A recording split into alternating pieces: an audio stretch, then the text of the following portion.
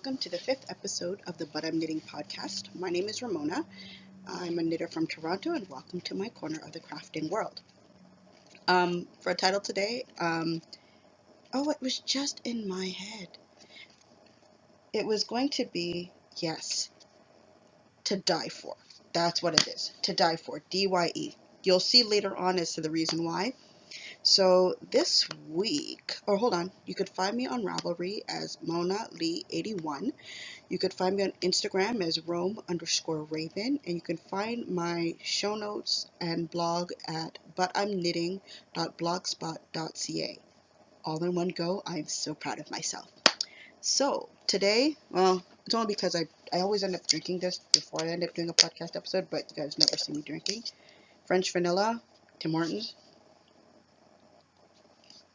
Favorite thing to drink from there. Okay, so I guess I'll go with my, I'll start with my FOs, because I actually have one this week.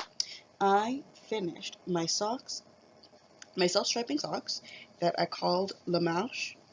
So last week you saw the first sock. Yes, there are dangling ends all over the place. You saw the first sock. And guess what? I finished the second sock. Yes, the string is out.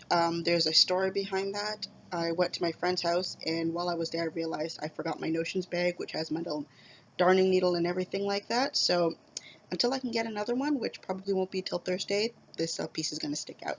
So from last week, I did pretty much from where this stitch marker is and went all the way down and finished it off. I'm so proud of myself. This looks so much better than my other self-striping that I did.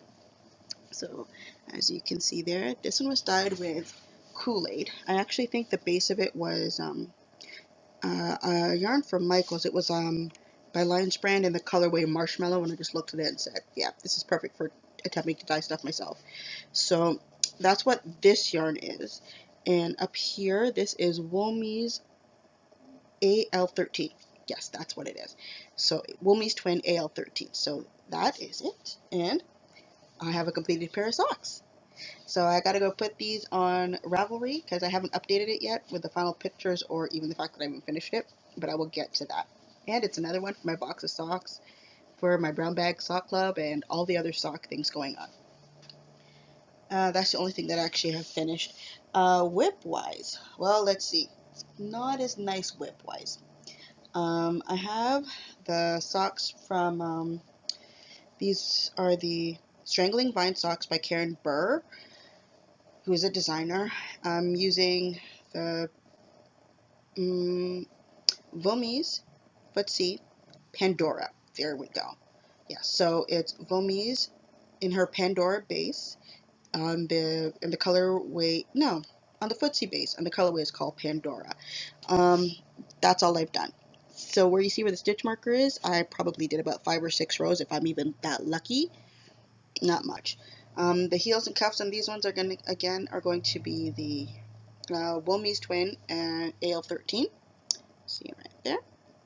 I have one sock done, but I haven't made it that far.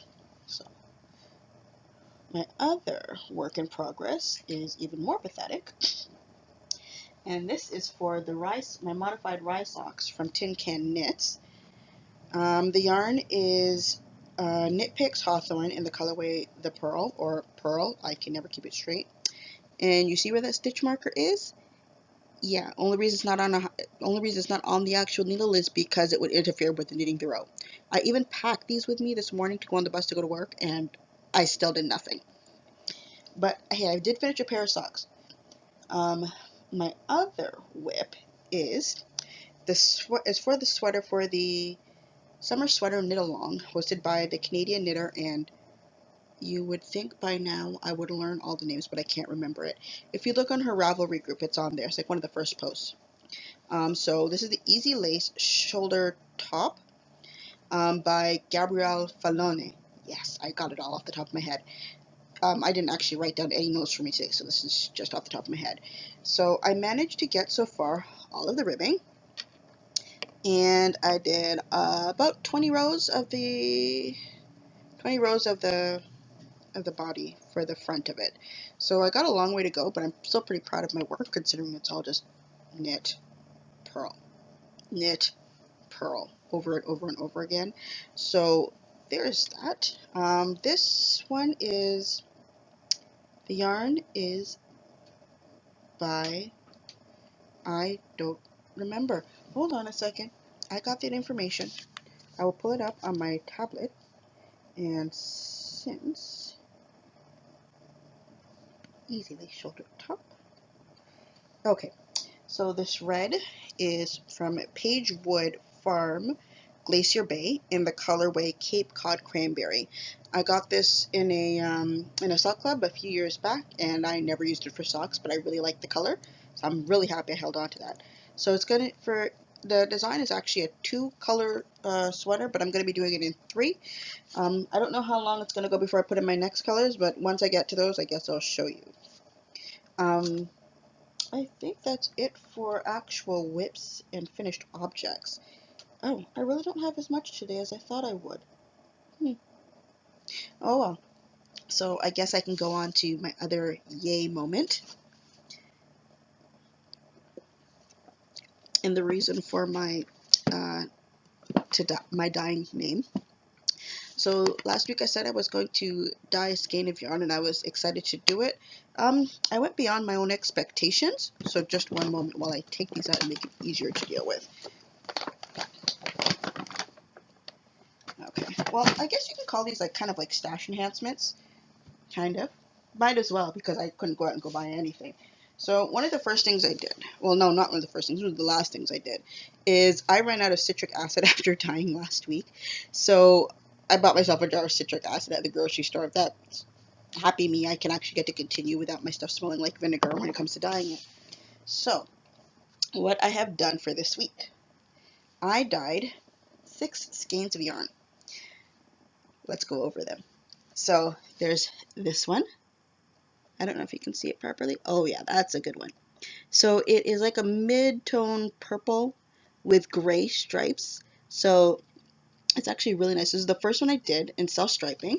I was doing it based on an idea I had for yarn.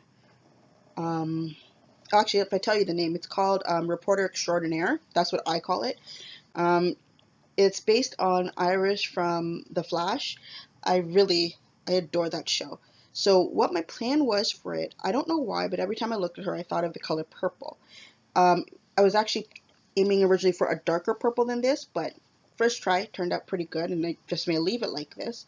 And then the gray part was supposed to be basically like splotches of black and gray, because it was supposed to be like newsprint, because she's a reporter. It didn't quite work out the way that I thought, although there are dark bits in the gray. Like you might be able to see some of them there. I don't know if the light's gonna let you see it properly. But it actually turned out really, really nice, and I love it.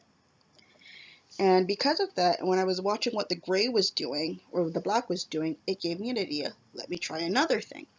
So I did. And I like the way that this one turned out too. This one, I'm calling it Solivar. Another Flash reference. In season 3, they faced a giant, what was it, gorilla? Yeah, who's silver with brown spots on him. So this is the closest that I came. I was actually pleasantly surprised with it, because as I was dyeing it, the black broke. Alright? And I ended up getting these lovely shades of brown in there, which I think is absolute perfection. So hence the reason I'm just gotta figure out how to do this on a consistent basis, which means I gotta learn how to either dye brown or get lucky with my breaks, which doesn't seem all that feasible all the time. The next one I dyed, this one has no name, and I was not as happy with this one. The problem with this is that I didn't skein up another skein of what I used for these ones because I was being lazy, but I had a Knit Picks stroll, I believe, from before that was already pretty much done, so I said, let me just use that and it will make my life easier. I was not satisfied with these results. While it is pretty, and it's the same kind of purples except in darker tones and lighter tones as my as the one I use for a Reporter Extraordinaire, my problem with this is that it does not take the dye evenly at all. This is only the purple color that I used, and there were huge splotches of white. And while it kind of does look cool in the skein right now, it's not what I wanted. I really wanted to get more of a solid like this, closer to this, but with purple. It's not done purposefully, and I guess that's maybe why I don't really like it as much. I haven't quite decided what I'm going to do with it. I don't know if I'm going to make socks with it, but I was thinking more along the lines of maybe doing a shawl, but I haven't quite decided. The other thing that I knit, okay, these three, this is when I realized I was running really low on citric acid and I didn't have enough. So when you're low on citric acid, the next best thing is, if you have Kool-Aid packets, is to use Kool-Aid packets. So that's what I did. So here is this one. I was trying out to see what one packet of a pale color would get me. And it got me this. And as I looked at it, I'm like, I want something else on it. It would be really cool just to see if I could get one part of it speckled with orange. So I used the dry powder and I put it on there. And as I was putting it on there, it started to spread a lot more than I thought it would. And as I was trying to take it up out of the water, it would hit the part that was already yellow, and I looked at my fingers and it looked like Cheeto dust. Like, you know when you get like Cheezies and Cheetos specifically, your entire finger turns out orange unless you find some miraculous way, or eating with gloves. I don't know. So that's what it reminded me of, and it kind of reminds me of the orange smears you get on your hand. So I have called this one Cheeto dust, right? And I think it captures it quite well.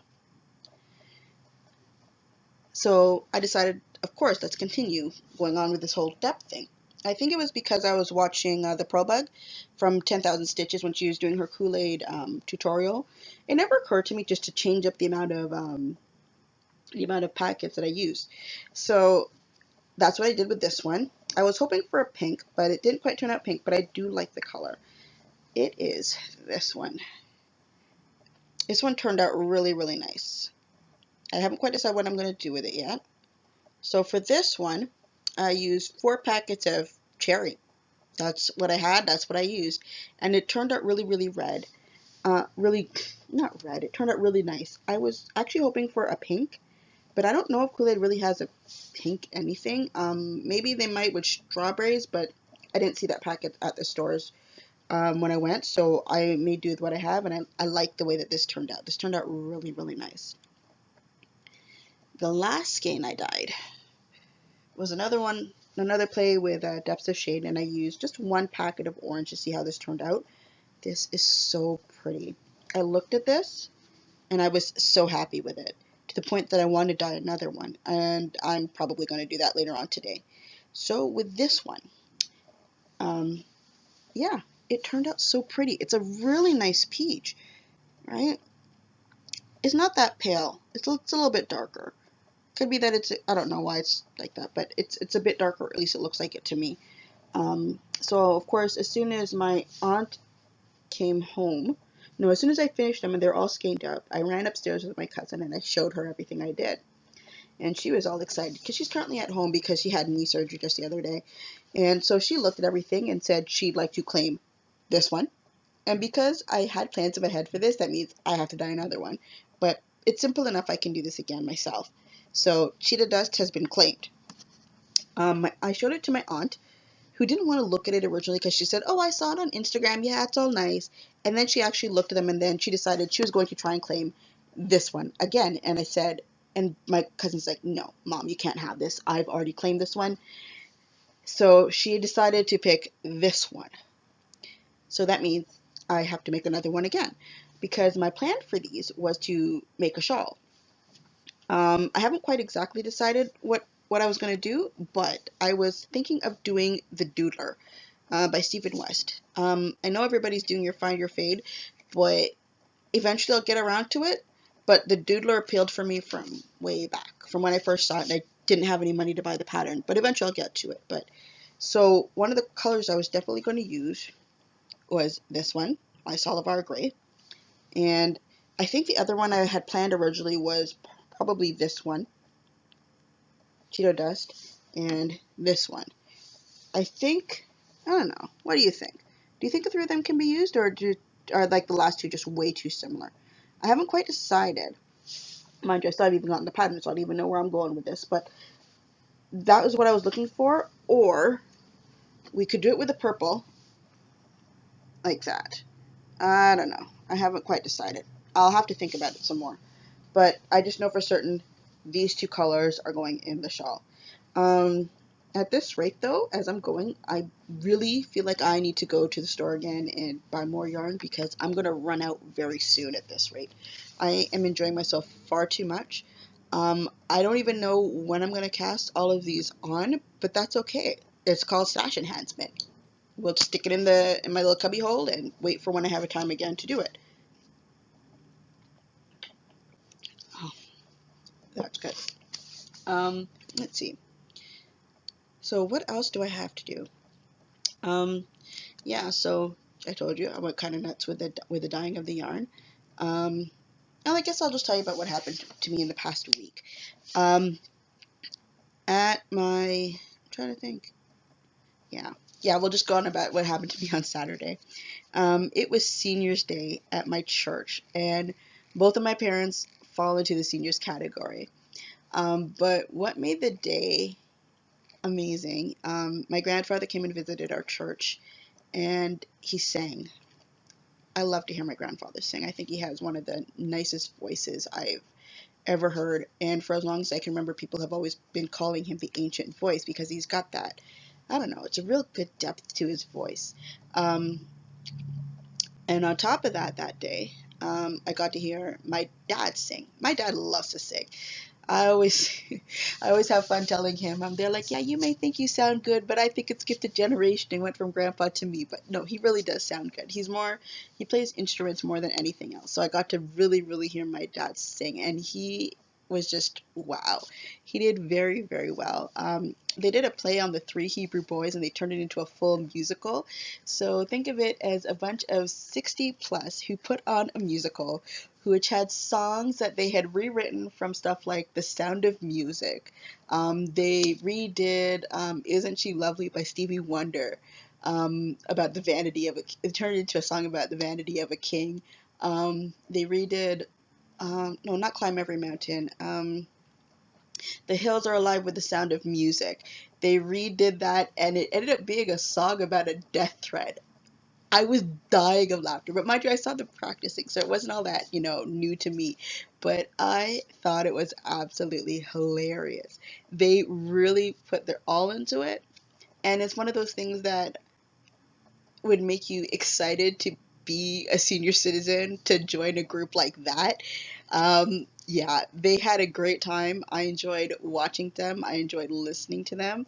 And honestly, I'm always looking forward to when they do their services because they really go all out. Plus, they make fried fish.